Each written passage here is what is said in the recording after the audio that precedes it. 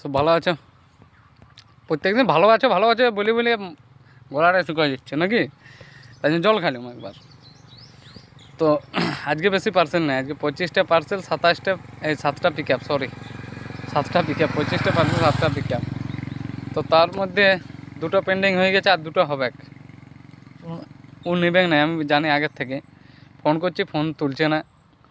এমনি কেন করছে আমি বুঝতে পারছি না। আমাদের সাথে যে আমাদের উপরে কী যে রাগ, সেটা ওরাই জানে।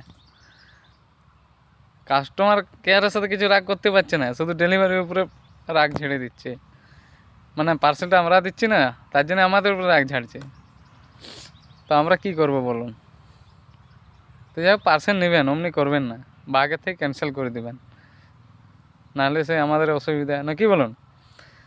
তো যাই হোক, আর বেশি পার্সেল নাই, 25টা পার্সেল আর কতক্ষণ লাগবে। ঠিক আছে, বাই।